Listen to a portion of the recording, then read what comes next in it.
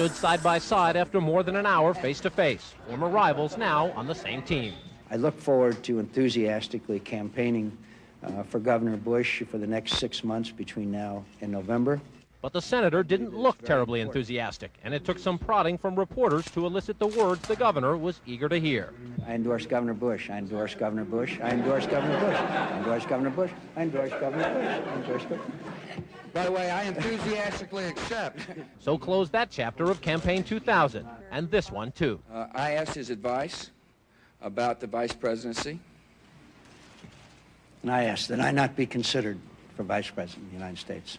Aides in both camps acknowledge there's little personal chemistry here, and McCain said his endorsement did not mean he'd stop airing his differences with Bush on issues like tax cuts and campaign finance reform. And I think our discussions and our debate will be healthy and in the long run helpful to the party and the country.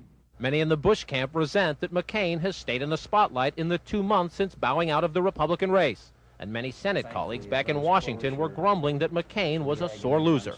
The emphasis here was on looking ahead and finding common ground against a common enemy on issues like education, military spending, and Social Security reform. It's going to be a big difference of opinion between what he and I believe and what Vice President Gore believes.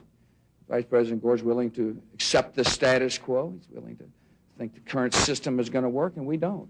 Advisors say McCain and Bush talked just 3 times for a total of only 7 to 10 minutes before the Pittsburgh meeting. McCain initially wanted to hold an endorsement for another month or so, but decided over the weekend he was hurting himself by not making crystal clear he's in the Republican fold. But there are still tensions. McCain aides were angry, for example, that Bush did not answer directly when asked if he would repudiate Christian Coalition founder Pat Robertson's statement that a McCain vice presidency would be, quote, dangerous. Listen, I like John, I'm looking forward. I intend to become the president. But this was a day for the cameras, and there were plenty of them. A long-anticipated day to project an image of Republican unity. I love you, man. David.